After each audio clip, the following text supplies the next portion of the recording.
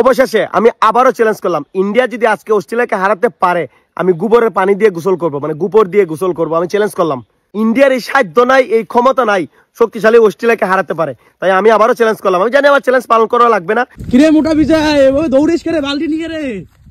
আরে বাংলাদেশ যাবা লাগছে রে, এই মনের মাথাতে এই যে গোবর জল দিবে, এই যে গোবর আর জল একদম পুরো রেডি, পুরো রেডি।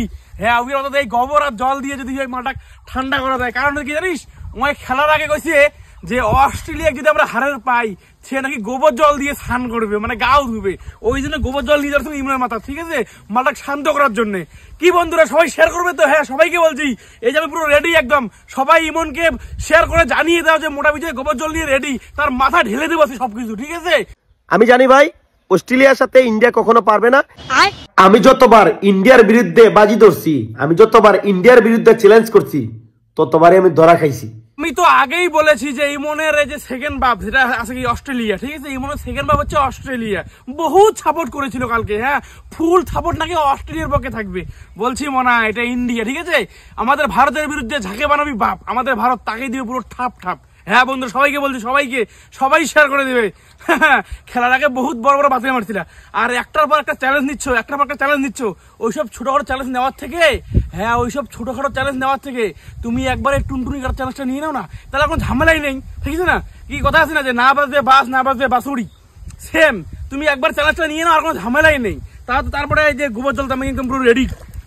হ্যাঁ এই ওং শান্তি করে ছিঁড়ে দেবো, একদম পুরো শান্তি করে দেবো, ঠিক আছে। একদম সেতে ঝাঁটা পিটা করবে একদম পুরো ঝাঁটা দিয়ে একদম পুরো দিয়ে দেবো ঠিক মতো। বন্ধুরা সবাই শেয়ার করবে, সবাইকে বলছি, কারণ খেলার আগে বহুত বড় বড় বাতালে মারছিল। হ্যাঁ বহুত বড় বড় বাতালে মারছিল। আর এদের কাজই বের আছে কি, তোমরা একটু ভেবে চিন্তা যদি দেখো, এদের কাজ শুধু বাতালে মারা, চাপাবাজি করা, তাছাড়া যে কোনো কাজ নাই। আর এই খেলায় এত কিছু কইতে কইতে এত দূরে চলে গিয়েছে যে একদম মানুষের ধারণার বাইরে চলে গিয়েছে, একদম পুরো ধারণার বাইরে চলে গিয়েছে। তো এদেরকে সাহায্য করার জন্য আমি তো রয়েছি নাকি, হ্যাঁ আমি তো রয়েছি। আর তুমি যতই চ্যালেঞ্জ নাও না কেন ভাই, এটা আমাদের ভারত, ঠিক আছে। এটা কিন্তু অন্য দেশ নয় যে ডাব্বা মরবে, আমাদের ভারত ভাই। যখন তখন কাম ব্যাক করে না টেঁত করে খেয়ে ফেলবে। হ্যাঁ সেই সঙ্গে তো অস্ট্রেলিয়াকে বদলা নিলাম, মনে আছে?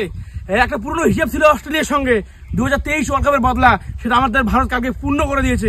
আমি খুব খুশি, এবং আমরা টোটাল ভারতবাসী খুব খুশি। সব থেকে খুশি বেশি হবো এই যে ফাইনালে গিয়ে পুরো চ্যাম্পিয়ন হওয়ার পরে, ঠিক আছে। পর 3বার আমাদের ভারত চ্যাম্পিয়ন হলো, আর এরা শুধু ফেসবুকেই খেলাও করে, বাস্তবে কিছু করতে পারে না।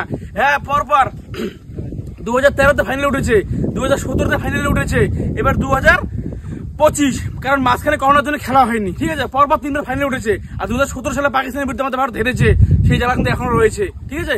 তো সেই জন্য তো পাকিস্তানকে সবার আগেই বিদায় করে দিয়েছি। তো বন্ধুরা সবাইকে বলবো ভিডিওটা শেয়ার করে পুরো বাংলাদেশে ভাসিয়ে দাও।